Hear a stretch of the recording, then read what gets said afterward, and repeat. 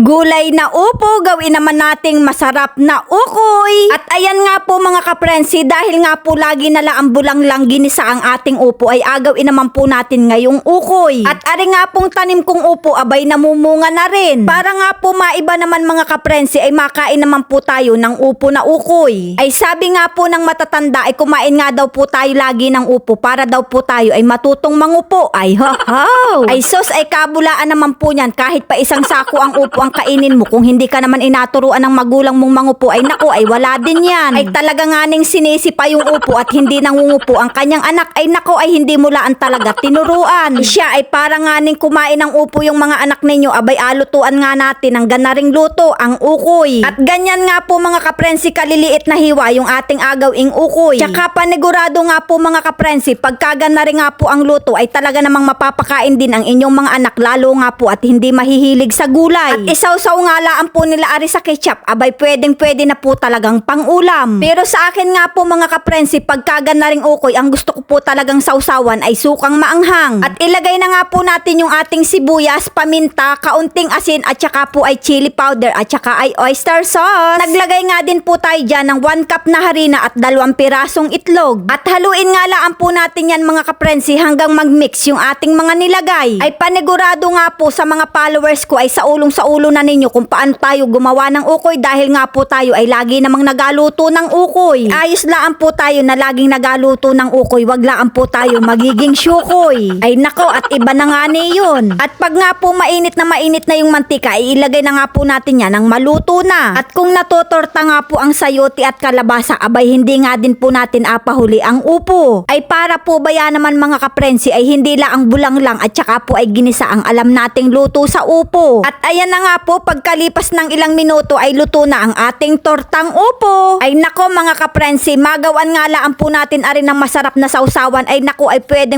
na nga po aring pang merienda o kaya ay pang ulam. Habang inapatulo nga po natin ang kanilang mantika, ay isala nga po natin yung mga natitira pa. At pagkatapos nga po nating mailuto lahat ang tortang upo, ay tayo naman po ay gumawa ng masarap na sausawan. Masarap nga po aring ilagay sa suka na makamaraming sibuyas, tapos ay maanghang pa. Ay talaga naman pong mga kaprensi, ay gamit na gamit ko nga aring pipino sa aking pagluluto. At ilagay na nga po natin yung ating hiniwa-hiwang sibuyas at saka po ay paminta. At lagyan nga din po natin yan ng 2 kutsarang asukal at saka po ay sukang pinya na talaga naman pong napakaanghang. Ay ari nga pong sukang pinyang ari, ay ako nga lang din po talaga ang gumawa. Hindi na nga po tayo magkakanin dyan mga kaprensi, at ang agawin nga po natin din ay apapakinalaang at makamasarap nga po aring inapapa. Kaya naman mga kaprensi, ano pang inaintay natin dyan? Sakmala na!